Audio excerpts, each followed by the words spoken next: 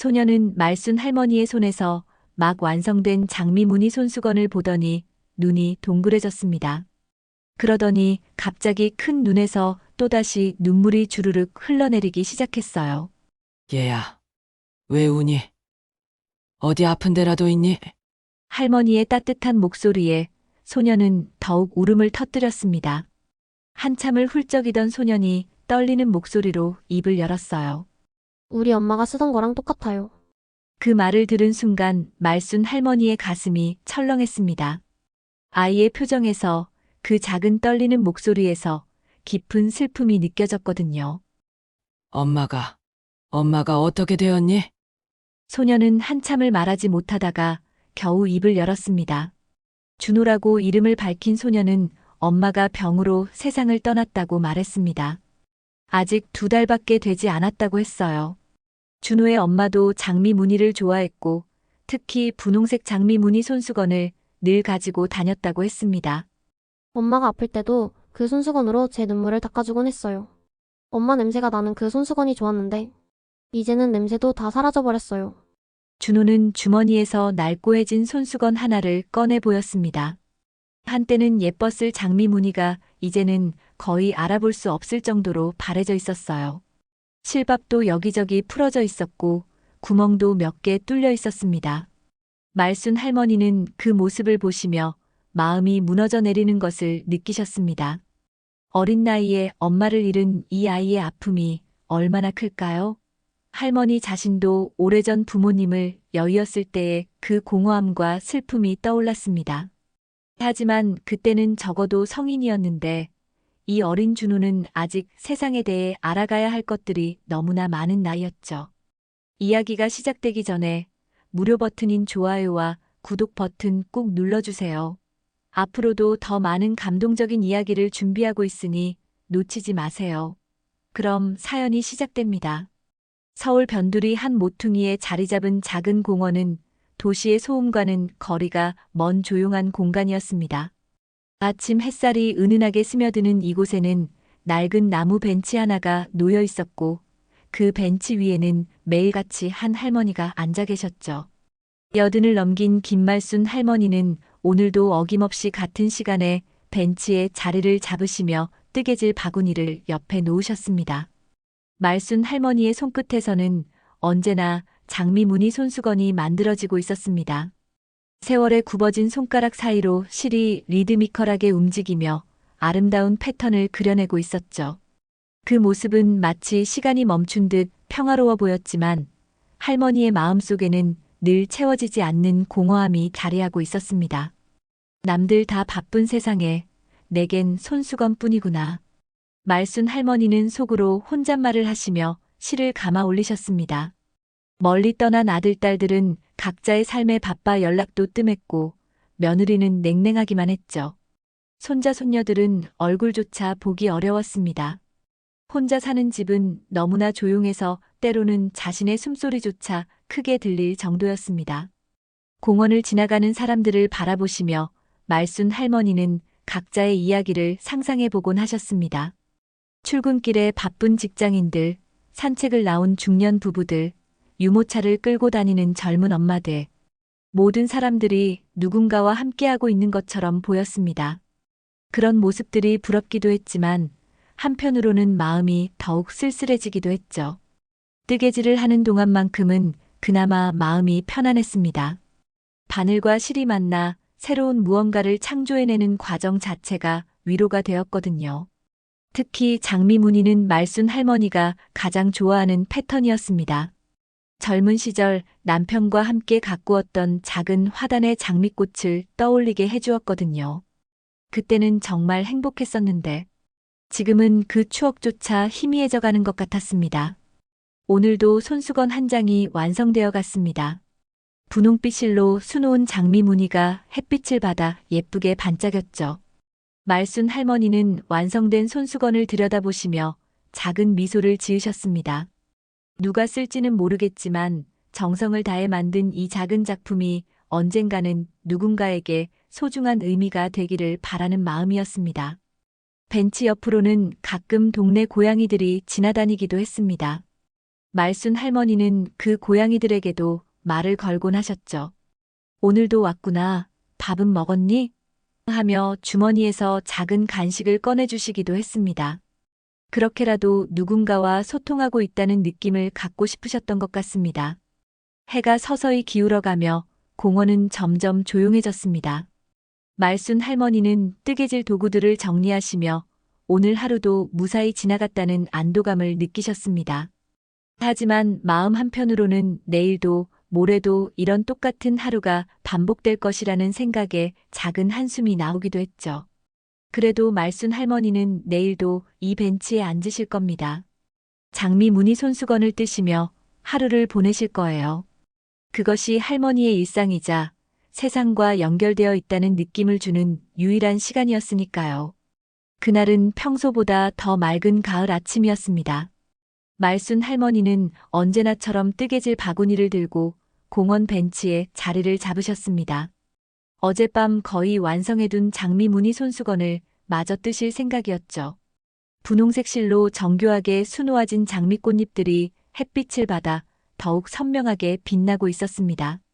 한참 집중해서 뜨개질을 하고 계시던 중이었습니다. 갑자기 작은 발소리가 들리더니 말순 할머니 앞에 한 소년이 조심스럽게 다가왔습니다. 10살 정도로 보이는 아이는 허름한 옷을 입고 있었고 운동화는 여기저기 헤어져 있었죠. 아이의 얼굴에는 눈물 자국이 마르지도 않은 채 남아 있었습니다. 소년은 말순 할머니의 손에서 막 완성된 장미 무늬 손수건을 보더니 눈이 동그래졌습니다. 그러더니 갑자기 큰 눈에서 또다시 눈물이 주르륵 흘러내리기 시작했어요. 말순 할머니는 깜짝 놀라서 뜨개질 바늘을 내려놓으시며 아이를 바라보셨습니다. 얘야, 왜 우니? 어디 아픈 데라도 있니? 할머니의 따뜻한 목소리에 소년은 더욱 울음을 터뜨렸습니다. 한참을 훌쩍이던 소년이 떨리는 목소리로 입을 열었어요. 우리 엄마가 쓰던 거랑 똑같아요. 그 말을 들은 순간 말순 할머니의 가슴이 철렁했습니다. 아이의 표정에서 그 작은 떨리는 목소리에서 깊은 슬픔이 느껴졌거든요. 할머니는 소년 옆에 자리를 비워주시며 앉으라고 손짓하셨습니다. 엄마가 어떻게 되었니? 소년은 한참을 말하지 못하다가 겨우 입을 열었습니다. 준호라고 이름을 밝힌 소년은 엄마가 병으로 세상을 떠났다고 말했습니다. 아직 2달밖에 되지 않았다고 했어요. 준호의 엄마도 장미 무늬를 좋아했고 특히 분홍색 장미 무늬 손수건을 늘 가지고 다녔다고 했습니다. 엄마가 아플 때도 그 손수건으로 제 눈물을 닦아주곤 했어요. 엄마 냄새가 나는 그 손수건이 좋았는데 이제는 냄새도 다 사라져버렸어요. 준호는 주머니에서 낡고해진 손수건 하나를 꺼내 보였습니다. 한때는 예뻤을 장미 무늬가 이제는 거의 알아볼 수 없을 정도로 바래져 있었어요. 실밥도 여기저기 풀어져 있었고 구멍도 몇 개 뚫려 있었습니다. 말순 할머니는 그 모습을 보시며 마음이 무너져 내리는 것을 느끼셨습니다. 어린 나이에 엄마를 잃은 이 아이의 아픔이 얼마나 클까요? 할머니 자신도 오래전 부모님을 여의었을 때의 그 공허함과 슬픔이 떠올랐습니다.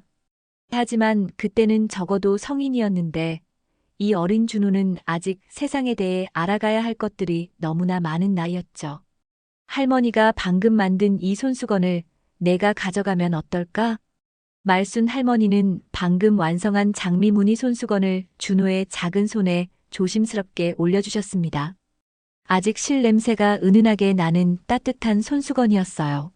준호는 그 손수건을 받아들고는 볼에 대고 비비며 다시 눈물을 흘렸습니다. 정말 가져가도 돼요? 그럼 할머니가 내가 쓰라고 만든 거란다.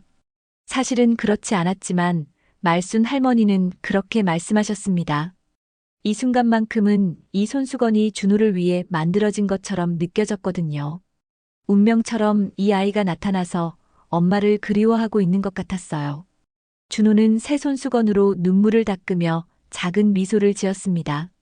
그 미소는 여전히 슬픔으로 가득했지만 그 안에는 작은 희망의 빛이 섞여 있는 것 같았어요. 말순 할머니도 덩달아 마음이 따뜻해졌습니다. 오랫동안 잊고 있었던 감정이었어요. 누군가를 돌보고 싶다는, 누군가에게 필요한 존재가 되고 싶다는 마음 말입니다. 할머니, 정말 고마워요. 이제 엄마 생각날 때마다 이 손수건을 보면서 울지 말고 웃어볼게요. 준호의 말에 말순 할머니는 가슴이 뭉클했습니다. 이 어린아이가 벌써 그런 어른스러운 생각을 하고 있다니. 동시에 안타까운 마음도 들었어요. 10살짜리가 감당하기에는 너무 큰 슬픔을 혼자 견뎌내려고 하고 있는 것 같았거든요. 그날 오후 준호가 집으로 돌아간 후에도 말순 할머니는 벤치에 오래 앉아 계셨습니다. 오늘 일어난 일이 마치 꿈처럼 느껴졌어요. 오랫동안 혼자였던 할머니에게 갑자기 나타난 작은 인연. 이것이 단순한 우연일까요? 아니면 하늘이 내려준 선물일까요? 할머니는 알 수 없었지만 한 가지는 확실했습니다. 오늘 하루가 평소와는 전혀 다른 특별한 날이었다는 것 말이에요. 그 다음 날 아침 말순 할머니는 평소보다 일찍 잠에서 깨어나셨습니다. 어제 만난 준호가 자꾸만 생각났거든요. 그 작은 소년이 오늘도 공원에 올까 싶어서 마음이 설레기도 하고 한편으로는 걱정도 되었습니다. 혹시 어제 일이 꿈이었던 건 아닐까 하는 생각도 들었어요.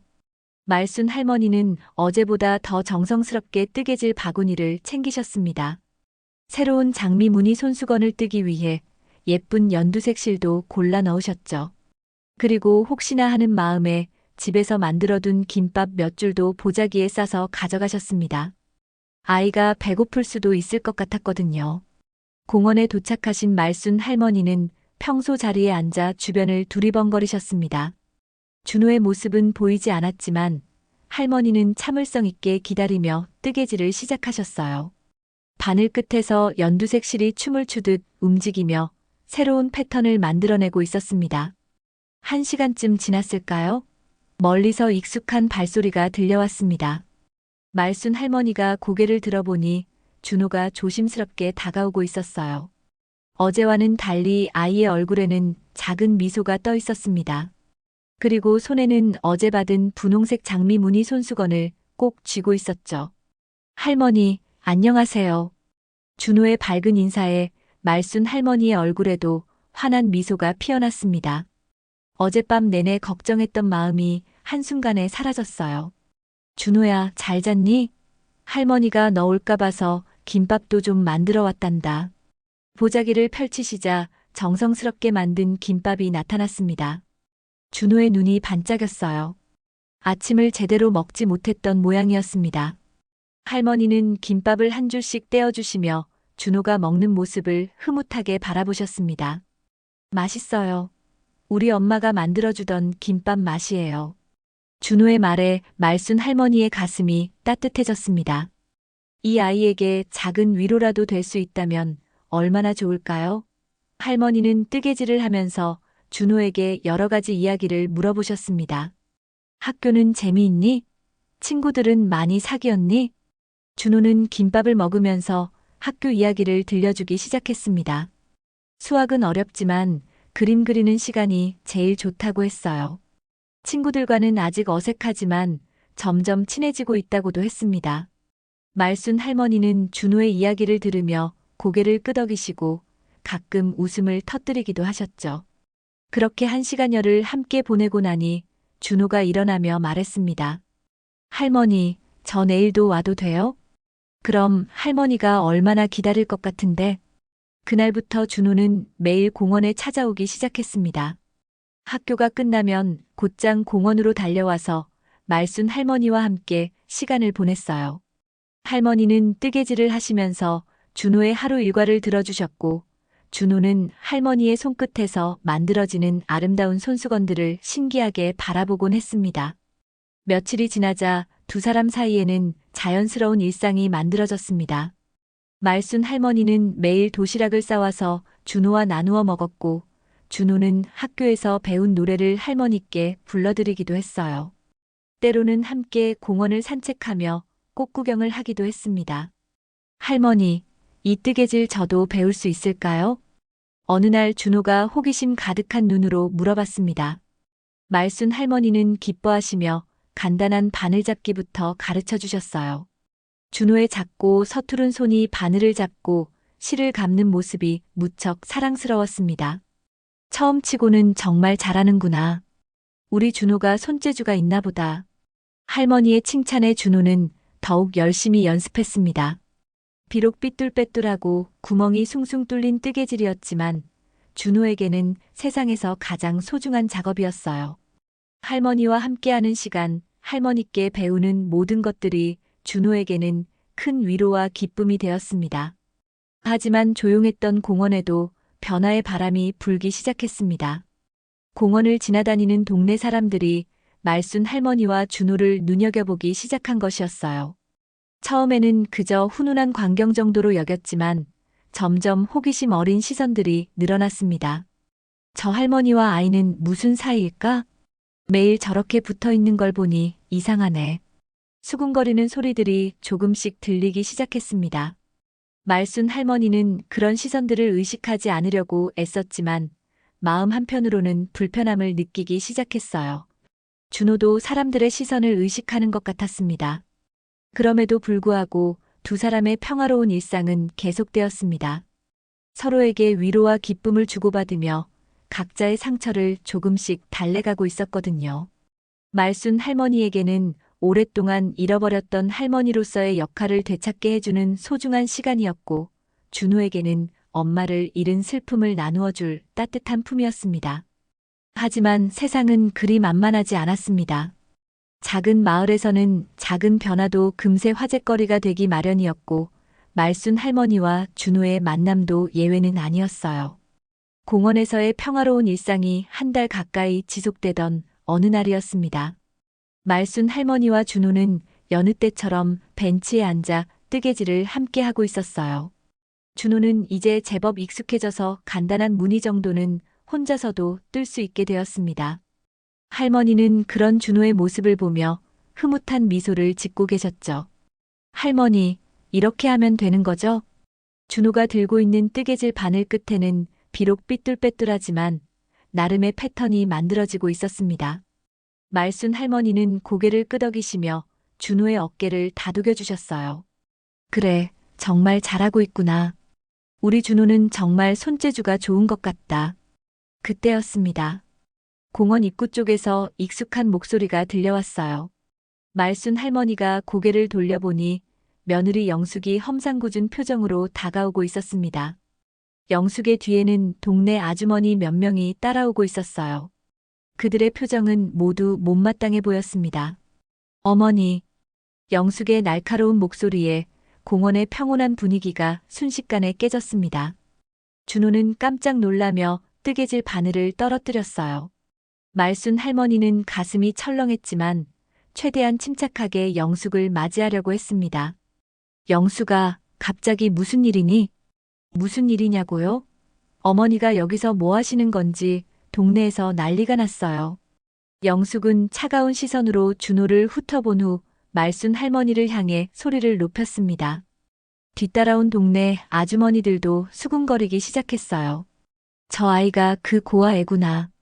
매일 여기 와서 할머니한테 얻어먹는다더니 괜히 말썽 생기는 거 아냐? 속삭임 같은 말들이 준호의 귀에도 또렷하게 들렸습니다. 아이의 얼굴이 점점 빨개졌어요. 부끄러움과 당황스러움이 뒤섞인 표정이었습니다. 말순 할머니는 준호를 감싸듯이 자신의 옆으로 끌어당기셨어요. 영수가, 준호는 그냥 내 친구란다. 우리가 뭘 잘못했다고 그러니? 친구요? 어머니, 정신 차리세요. 남의 집에 붙잡고 뭘 하시는 거예요? 동네에서 온갖 소문이 다 돌고 있다고요. 영숙의 목소리는 점점 높아졌습니다. 주변에 있던 사람들의 시선이 모두 이쪽으로 집중되었어요. 준호는 작아져서 말순 할머니 뒤에 숨으려고 했습니다. 어떤 소문인데? 말순 할머니가 조심스럽게 물으시자 동네 아주머니 중 한 명이 나서서 말했습니다. 할머니, 요즘 세상이 어떤 세상인데 모르는 애를 매일 데리고 다니시면 어떻게 해요? 혹시라도 무슨 일 생기면 누가 책임질 건데요? 그러게 말이에요. 그의 가족들이 오해라도 하면 어쩌려고요? 애 부모는 어디 있는 건지도 모르겠고 여러 사람들의 말이 동시에 쏟아졌습니다. 말순 할머니는 머리가 어지러워지는 것을 느끼셨어요. 이런 상황이 되리라고는 전혀 예상하지 못했거든요. 영숙이 다시 입을 열었습니다. 어머니, 저 애는 고아원에서 나온 애예요. 부모도 없고 제대로 된 보호자도 없다고요. 어머니가 괜히 그런 애한테 정 주시면 나중에 문제 생겨요. 고아원 애라고 해서 뭐가 어떻다는 거니? 준호는 착한 아이야. 말순 할머니가 준호를 감싸며 말씀하셨지만 영숙은 듣지 않았습니다. 착하고 말고를 떠나서 남의 집 애잖아요. 어머니가 왜 남의 집에 뒷바라지를 하세요? 우리도 할 일이 얼마나 많은데. 그때 준호가 작은 목소리로 말했습니다. 저는 할머니한테 폐를 끼치려던 게 아니에요. 그냥 할머니가 좋아서. 준호의 목소리는 점점 작아졌고 눈가에는 눈물이 맺혔어요. 말순 할머니는 가슴이 미어지는 것 같았습니다. 준호야, 내가 잘못한 게 없어. 할머니가 너랑 있고 싶어서 그러는 거야. 하지만 영숙은 더욱 거세게 나왔습니다. 어머니, 동네 창피하게 왜 이러세요? 사람들이 뭐라고 하는지 아세요? 노인네가 정신이 없어서 남의 집에 붙잡고 있다고 해요. 정신이 없다고? 말순 할머니의 목소리가 떨렸습니다. 가장 듣고 싶지 않은 말을 들은 기분이었어요. 나이가 들면서 가장 두려워하는 것 중 하나가 바로 그런 소리를 듣는 것이었거든요. 네, 맞아요. 요즘 어머니 행동이 이상해요. 혼자 중얼거리시고 이상한 애 데리고 다니시고. 혹시 치매 초기 증상 아니에요? 영숙의 말에 주변 사람들도 고개를 끄덕였습니다. 말순 할머니는 온몸에 힘이 빠지는 것을 느끼셨어요. 준호는 더 이상 견딜 수 없었습니다. 눈물을 뚝뚝 흘리며 일어서더니 말순 할머니께 고개를 숙였어요. 할머니, 죄송해요. 저 때문에 할머니가 욕을 들으시는 거네요. 이제 안 올게요. 준호야. 말순 할머니가 준호의 손을 잡으려고 했지만 준호는 이미 뛰어가고 있었습니다. 작은 몸집이 공원 저편으로 사라져갔어요. 말순 할머니는 그 뒷모습을 바라보며 가슴이 찢어지는 것 같았습니다. 어머니, 이제 정신 차리시고 집에 가세요. 더 이상 저런 일 없기를 바라요. 영숙은 차갑게 말을 던지고는 동네 아주머니들과 함께 돌아갔습니다. 공원에는 말순 할머니 혼자만 남게 되었어요. 할머니는 준호가 떨어뜨린 뜨개질 바늘을 주워들고는 한참을 그 자리에 서 있으셨습니다. 바람이 불어와 벤치 위에 놓인 뜨개질 실들이 흩날렸습니다. 준호와 함께했던 평화로운 시간들이 마치 바람에 날려가는 것 같았어요. 말순 할머니는 혼자 중얼거리셨습니다. 내가 정말 잘못한 걸까? 그날 이후 사흘이 지났지만 준호는 공원에 나타나지 않았습니다. 말순 할머니는 매일 같은 시간에 벤치에 앉아 준호를 기다리셨지만 아이의 모습은 보이지 않았어요. 할머니의 마음은 점점 무거워졌습니다. 준호가 상처받은 모습이 자꾸만 떠올랐거든요. 뜨개질을 하려고 해도 손에 힘이 들어가지 않았습니다. 바늘을 잡고 있으면 준호가 서투르게 뜨개질을 배우던 모습이 생각났고 시를 보면 함께 웃으며 이야기하던 시간들이 떠올랐어요. 모든 것이 준호와의 추억으로 얽혀 있었습니다. 나흘째 되는 날 아침이었습니다. 말순 할머니가 평소처럼 공원에 나가려고 하는데 현관 앞에 영숙이 서 있었어요. 며느리의 표정은 여전히 차갑고 단호했습니다. 어머니, 어디 가시려고요? 공원에 좀 다녀오려고. 공원은 왜 가세요? 설마 아직도 그 애를 기다리시는 건 아니죠? 영숙의 날카로운 질문에 말순 할머니는 대답하지 못하셨습니다. 사실 그게 맞았거든요. 혹시라도 준호가 올까 싶어서 공원에 가고 싶었던 것이었어요. 어머니, 이제 정말 그만하세요. 동네 사람들이 계속 수군거리고 있어요. 어머니 때문에 우리 가족 체면이 말이 아니에요.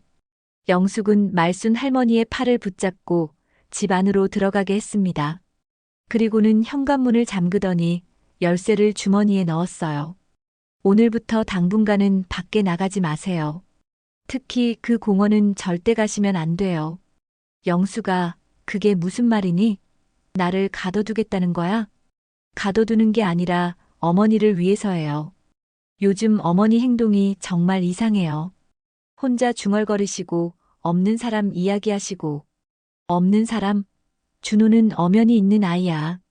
말순 할머니가 목소리를 높이시자 영숙도 더욱 단호해졌습니다. 어머니, 정말 병원에 가보셔야 할 것 같아요. 치매 검사라도 받으시고. 치매? 그 단어가 말순 할머니의 가슴을 깊숙이 찔렀습니다. 가장 듣고 싶지 않았던 말이었어요. 나이가 들면서 스스로도 가끔 불안했던 부분이었거든요. 혹시 정말 자신의 정신에 문제가 있는 건 아닐까 하는 두려움이 있었습니다. 내가 정말 이상한 건가? 말순 할머니는 혼자 중얼거리시며 거실 소파에 주저앉으셨습니다. 준호와의 만남이 정말 잘못된 일이었을까요? 자신이 외로움 때문에 판단력을 잃고 있는 건 아닐까요? 온갖 생각들이 머릿속을 맴돌았습니다. 영숙은 그런 할머니를 보며 더욱 확신에 찼습니다. 어머니, 보세요. 지금도 혼자 중얼거리시잖아요. 예전에는 이러지 않으셨는데. 며느리의 말에 말순 할머니는 더욱 위축되었습니다. 정말 자신에게 문제가 있는 것일까요? 준호를 만나고 싶어하는 마음도 그 아이를 걱정하는 마음도 모두 병적인 증상인 걸까요? 그날부터 말순 할머니는 집에 갇혀 지내셔야 했습니다. 영숙은 매일 와서 할머니의 상태를 확인했고 밖에 나가지 못하게 감시했어요. 할머니는 창문 너머로 공원 방향만 바라보며 하루하루를 보내셨습니다. 뜨개질을 해보려고 했지만 마음이 집중되지 않았습니다. 실을 잡으면 준호의 모습이 떠올랐고 바늘을 들면 함께 웃던 시간들이 생각났어요. 특히 그날 준호가 울면서 뛰어가던 모습이 자꾸만 눈앞에 아른거렸습니다. 준호가 나를 원망하고 있을까? 말순 할머니는 혼자서 눈물을 흘리셨습니다. 그 작은 아이가 또다시 상처받았을 생각을 하니 가슴이 너무 아팠어요. 엄마를 잃은 슬픔도 채 아물지 않았을 텐데 이제는 할머니마저 떠나버린 것처럼 느끼고 있을 거예요. 일주일이 지났습니다. 말순 할머니는 점점 말수가 줄어들었고 식사도 제대로 하지 못하셨어요. 영숙은 그런 할머니를 보며 더욱 자신의 판단이 옳다고 생각했습니다. 역시 치매 초기 증상이 맞는 것 같아요. 병원에 가서 정확한 검사를 받아보시는 게 좋겠어요. 하지만 말순 할머니는 병원에 가기를 거부하셨습니다. 치매라는 진단을 받는 것이 두려웠거든요. 그리고 무엇보다 준호를 다시 만날 수 없다는 현실을 받아들이고 싶지 않았습니다. 어느 날 밤 말순 할머니는 창가에 서서 달빛이 비치는 공원을 바라보셨습니다. 저 벤치에서 준호와 함께했던 시간들이 꿈처럼 느껴졌어요. 정말 모든 것이 자신의 착각이었을까요? 준호라는 아이는 정말 존재했던 걸까요? 내가 정말 이상한 건가? 할머니는 주머니에서 그날 준호가 떨어뜨린 뜨개질 바늘을 꺼내셨습니다. 작고 낡은 바늘이었지만 이것만이 준호와의 만남이 현실이었다는 증거였어요. 할머니는 그 바늘을 꼭 쥐고 흐느꼈습니다. 준호야, 할머니가 너를 아프게 해서 미안하다. 할머니 때문에 또 상처받았구나. 밖에서는 가을바람이 쓸쓸하게 불어오고 있었습니다. 공원의 벤치는 텅 비어 있었고 그곳에는 더 이상 뜨개질하는 할머니도 해맑게 웃는 소년도 없었어요. 말순 할머니와 준호의 짧았던 인연은 그렇게 강제로 끊어지고 말았습니다. 영숙은 이제 안심이라는 듯 말했습니다. 이제 좀 조용해지셨네요. 역시 그 애를 만나는 게 어머니한테 안 좋은 영향을 미쳤던 거예요. 하지만 말순 할머니의 마음속에는 준호에 대한 걱정과 그리움만이 더욱 깊어져 갔습니다. 과연 이 이별이 영원한 것일까요? 두 사람이 다시 만날 수 있는 날이 올까요? 집에 갇힌 채 보름이 넘게 지났습니다. 말순 할머니는 매일 창가에 서서 공원을 바라보며 시간을 보내셨어요.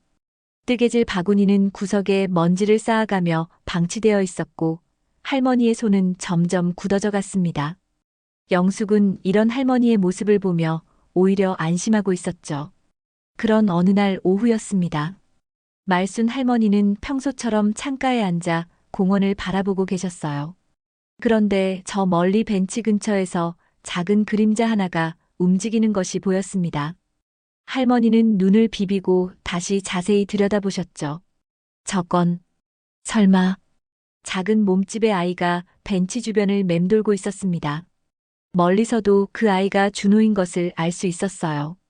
준호는 벤치에 앉았다가 일어나기를 반복하며 무언가를 기다리는 것 같았습니다. 분명히 할머니를 찾고 있는 것이었어요. 말순 할머니의 가슴이 뛰기 시작했습니다. 준호가 자신을 찾고 있다는 사실에 기쁘면서도 그 아이를 만나러 갈 수 없다는 현실이 너무 답답했어요. 영숙이 열쇠를 가지고 가버렸기 때문에 문을 열고 나갈 수도 없었습니다. 준호야, 할머니가 여기 있단다. 할머니는 창문을 두드리며 속삭이셨지만 멀리 있는 준호가 들을 리는 없었어요. 1시간쯤 기다리던 준호는 결국 고개를 떨구고 공원을 떠났습니다. 말순 할머니는 그 뒷모습을 바라보며 눈물을 흘리셨어요. 그날 밤 말순 할머니는 잠들 수 없었습니다. 준호가 자신을 찾아왔다는 사실이 마음을 휘저었거든요. 그 아이도 할머니를 그리워하고 있었던 것입니다. 할머니는 침대에 누워 천장을 바라보며 깊은 생각에 잠겼어요. 내가 정말 잘못 생각하고 있었던 걸까? 지난 보름 동안 영숙의 말에 흔들렸던 자신을 돌아보았습니다. 치매라는 단어에 두려워하며 스스로를 의심했던 시간들. 하지만 준호는 분명히 실존하는 아이였고 두 사람의 만남도 현실이었어요. 할머니는 주머니에서 준호의 뜨개질 바늘을 꺼내 손바닥에 올려놓으셨습니다. 이것이 모든 걸 증명해 주는구나. 그 순간 말순 할머니는 중요한 깨달음을 얻으셨습니다. 자신이 준호를 만나고 싶어 했던 마음, 그 아이를 돌보고 싶었던 마음이 결코 잘못된 것이 아니었다는 것을 말이에요. 오히려 그것은 자신이 아직 살아있다는, 누군가를 사랑할 수 있다는 증거였습니다. 나는 이 아이를 통해 오래된 그리움을 달래고 있었구나. 할머니는 혼자 중얼거리시며 지난 시간들을 되돌아보셨습니다. 멀리 떠난 손자 손녀들에 대한 그리움, 할머니 역할을 하고 싶었던 간절한 마음. 준호를 만나면서 그 모든 것들이 채워지고 있었던 것이었어요. 손수건이 아니라 내 마음이 아이를 불렀던 거야. 말순 할머니는 이제야 자신의 진짜 마음을 이해하게 되었습니다. 외로움 때문이었다고, 치매 때문이었다고 자신을 몰아세웠지만 사실은 순수한 사랑의 마음이었던 것이죠. 나이가 들어도 여전히 누군가를 돌보고 싶어하는, 사랑하고 싶어하는 마음 말입니다. 다음 날 아침 말순 할머니는 오랜만에 거울 앞에 서셨습니다. 지난 보름 동안 초췌해진 자신의 모습이 보였지만 눈빛만큼은 예전과 달랐어요. 흔들리지 않는 확신이 담겨 있었습니다. 나는 틀리지 않았다. 준호를 아끼는 마음도 그 아이와 함께하고 싶은 마음도 모두 진짜였다. 할머니는 구석에 방치되어 있던 뜨개질 바구니를 들고 왔습니다. 오랜만에 손에 쥔 바늘이 어색했지만 곧 익숙한 리듬을 되찾았어요. 이번에는 하늘색 실로 새로운 손수건을 뜨기 시작하셨습니다. 바늘을 움직이면서 할머니는 더욱 확실해졌습니다. 자신의 마음이, 자신의 판단이 옳았다는 것을 말이에요. 세상 사람들이 뭐라고 하든 며느리가 아무리 반대해도 준호는 자신에게 소중한 존재였습니다. 내가 이 아이를 사랑하는 게 뭐가 잘못된 거지? 핏줄이 아니면 사랑할 수 없는 건가? 뜨개질을 하면서 할머니는 자신의 삶을 돌아보았습니다. 남편과 함께했던 시간, 자식들을 키우며 보낸 세월, 그리고 홀로 남겨진 지금. 모든 시간이 누군가를 사랑하고 돌보는 일로 채워져 있었어요. 그것이 바로 자신의 본성이었고 삶의 의미였습니다. 맞다. 나는 사랑하기 위해 태어났고 사랑하며 살아왔다. 준호도 그 사랑의 연장선일 뿐이야. 오후가 되자 할머니는 창가로 가서 공원을 살펴보셨습니다. 다행히 준호의 모습은 보이지 않았어요. 아마도 학교에 있을 시간이었을 겁니다. 할머니는 마음속으로 준호에게 말을 건넸습니다. 준호야, 할머니가 곧 너를 찾아갈 거다. 조금만 기다려라. 그날 저녁 영숙이 찾아왔을 때 말순 할머니는 달라져 있었습니다. 예전처럼 위축되거나 불안해하지 않으셨어요. 오히려 차분하면서도 단호한 모습이었습니다. 어머니, 오늘은 좀 어떠세요? 많이 나아지신 것 같은데. 영수가, 나 이제 밖에 나가야겠다. 네. 갑자기 왜 그러세요? 아직 상태가 안정되지 않으셨는데. 내 상태는 괜찮다. 오히려 여기 갇혀 있는 게 더 이상해지는 것 같구나. 말순 할머니의 단호한 목소리에 영숙은 당황했습니다. 예전에 흔들리던 할머니가 아니었거든요. 그래도 아직은 영수가 나는 내 어머니다. 내가 누구를 만나든 무엇을 하든 그건 내 선택이야. 할머니의 말에는 흔들림이 없었습니다. 영숙은 무언가 잘못되었다는 느낌을 받았지만 할머니의 단호한 모습 앞에서는 더 이상 말할 수 없었어요. 그날 밤 말순 할머니는 결심을 굳히셨습니다. 내일은 반드시 준호를 찾아가겠다고 말이에요. 그 어떤 방해가 있어도, 그 어떤 반대가 있어도 더 이상 물러서지 않겠다고 다짐하셨습니다. 다음 날 새벽 말순 할머니는 평소보다 일찍 일어나셨습니다. 마음속에 굳은 결심을 품고 계셨거든요. 오늘은 반드시 준호를 찾아가겠다는, 그 누구도 자신을 막을 수 없다는 확고한 의지가 있었습니다. 할머니는 조용히 옷을 갈아입으시고 뜨개질 바구니를 챙기셨어요. 그 안에는 어제 밤새 완성한 하늘색 손수건이 들어 있었습니다. 준호에게 주고 싶어서 마음을 담아 만든 새로운 선물이었죠. 영숙이 가져간 열쇠 때문에 현관으로는 나갈 수 없었지만 할머니에게는 다른 방법이 있었습니다. 이 나이에 이런 일을 하게 될 줄이야. 말순 할머니는 작은 웃음을 지으시며 베란다 창문을 열었습니다. 다행히 1층이었고 베란다에서 뜰로 내려가는 것은 그리 어렵지 않았어요. 조심스럽게 발을 디디며 마당으로 내려오신 할머니는 잠시 숨을 고르셨습니다. 준호야, 할머니가 간다. 공원까지 가는 길은 평소보다 더 멀게 느껴졌습니다. 하지만 할머니의 발걸음에는 힘이 있었어요. 드디어 공원이 보이기 시작했을 때 할머니는 가슴이 두근거리는 것을 느끼셨습니다. 과연 준호를 만날 수 있을까요? 공원에 도착하신 할머니는 평소의 벤치에 앉으셨습니다. 오랜만에 앉는 그 자리가 무척 편안하고 그리웠어요. 할머니는 뜨개질을 시작하시며 준호를 기다렸습니다. 아이가 학교를 마치고 올 시간까지는 아직 여유가 있었거든요. 1시간쯤 지났을까요? 멀리서 익숙한 발소리가 들려왔습니다. 할머니가 고개를 들어보니 준호가 조심스럽게 다가오고 있었어요. 아이의 얼굴에는 기쁨과 걱정이 동시에 섞여 있었습니다. 할머니. 준호는 달려와서 할머니 앞에 섰습니다. 하지만 예전처럼 바로 옆에 앉지는 못했어요. 지난번 일이 있었기 때문에 눈치를 보고 있었던 것입니다. 준호야, 할머니 옆에 앉거라. 할머니의 따뜻한 말에 준호는 조심스럽게 벤치에 앉았습니다. 두 사람은 한동안 말없이 서로를 바라보았어요. 그리웠던 마음이 눈빛으로 전해지고 있었습니다. 할머니, 저 매일 여기 와서 기다렸어요. 할머니가 안 오셔서 걱정했어요.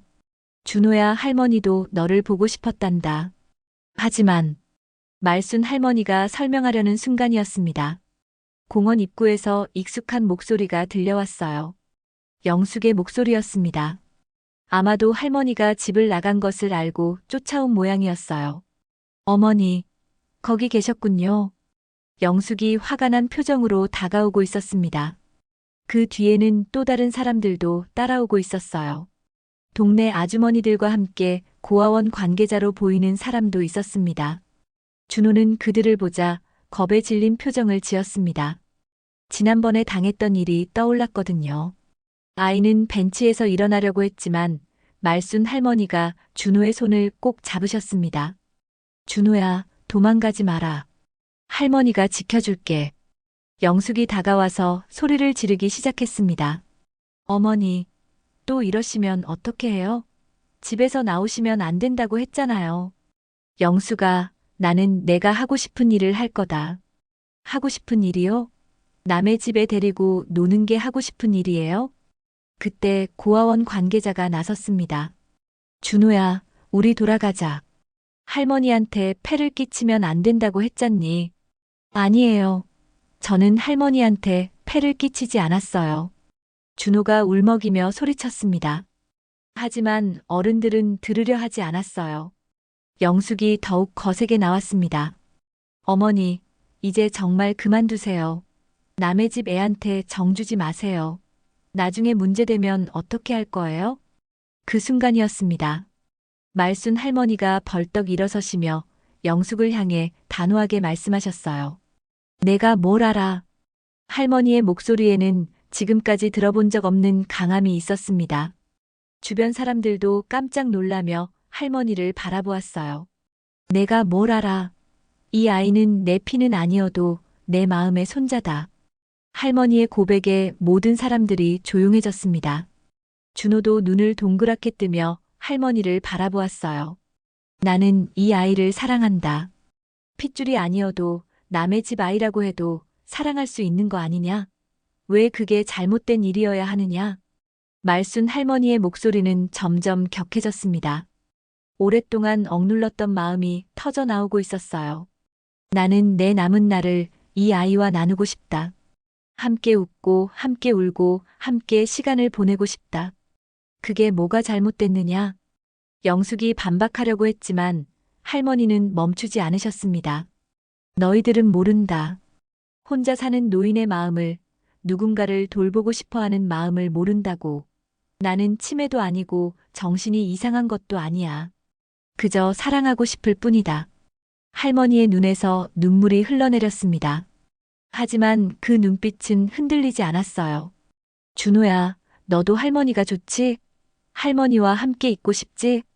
준호가 고개를 끄덕였습니다. 네, 저도 할머니가 좋아요. 할머니랑 함께 있을 때가 제일 행복해요. 준호의 대답에 주변 사람들의 표정이 달라지기 시작했습니다. 처음에는 못마땅해하던 동네 아주머니들도 점점 눈시울을 붉혔어요. 할머니와 손자의 진솔한 마음이 전해졌던 것입니다. 고아원 관계자도 난처한 표정을 지었습니다. 하지만 법적으로는 법이 뭐가 중요하냐? 마음이 중요한 거 아니냐? 말순 할머니의 외침에 공원은 조용해졌습니다. 바람 소리만이 나뭇잎 사이로 스며들고 있었어요. 그 정적 속에서 할머니의 마지막 말이 울려 퍼졌습니다. 나는 이 아이의 할머니가 되고 싶다. 그게 그렇게 잘못된 일이냐? 말순 할머니의 진심 어린 고백이 끝나자 공원에는 깊은 침묵이 흘렀습니다. 모든 사람들이 할머니의 간절한 마음에 마음을 움직인 것 같았어요. 영숙도 처음으로 말문이 막혀 아무 말도 할 수 없었습니다. 그때 동네 아주머니 중 한 분이 조용히 입을 열었습니다. 할머니 말씀이 맞는 것 같아요. 다른 아주머니도 고개를 끄덕이며 말을 이었습니다. 저도 그 생각이에요. 저렇게 서로 좋아하는데 굳이 떼어놓을 필요가 있나 싶어서요. 아이도 할머니를 정말 따르는 것 같고 사람들의 분위기가 달라지기 시작했습니다. 처음에는 이상하게 생각했던 사람들도 이제는 할머니와 준호의 관계를 이해하게 된 것 같았어요. 진짜 가족보다 더 가족다운 마음이 느껴졌거든요. 고아원 관계자도 한참을 생각하더니 조심스럽게 말했습니다. 사실 준호가 고아원에서도 많이 위축되어 있었어요. 엄마를 잃은 충격이 컸거든요. 그런데 할머니를 만나고 나서부터는 많이 밝아졌어요. 그 말에 준호가 고개를 끄덕였습니다.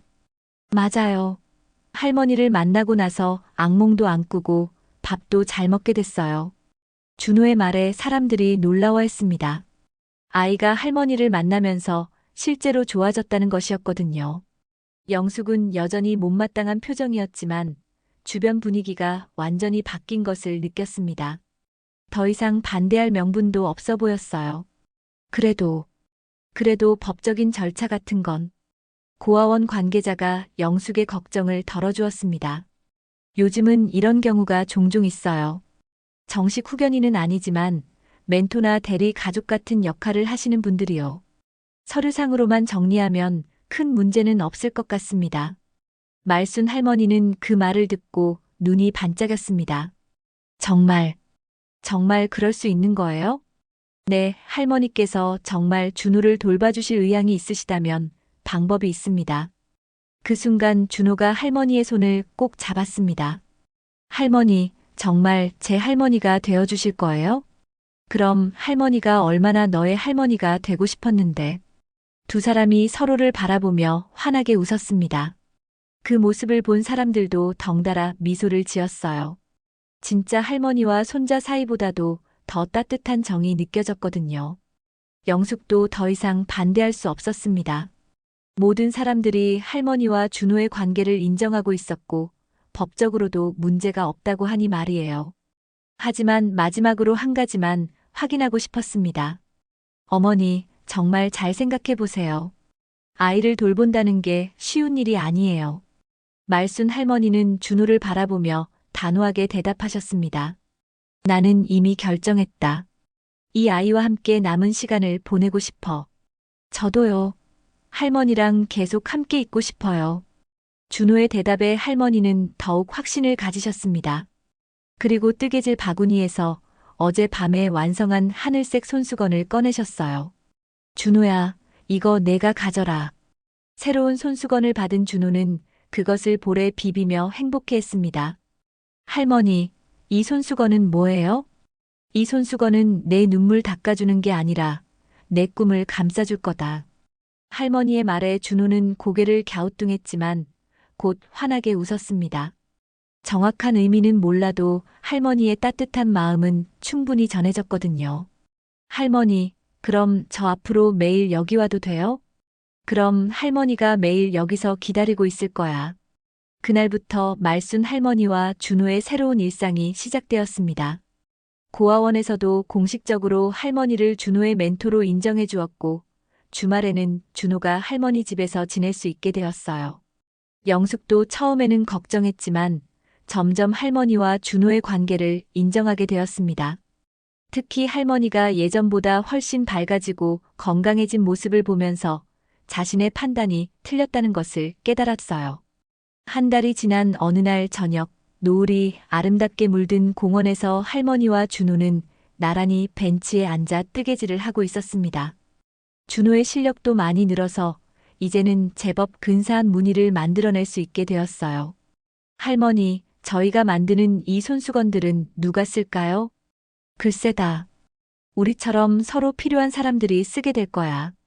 그럼 우리가 만든 손수건들도 새로운 인연을 만들어줄까요? 준호의 순수한 질문에 할머니는 미소를 지으셨습니다. 그럴지도 모르지.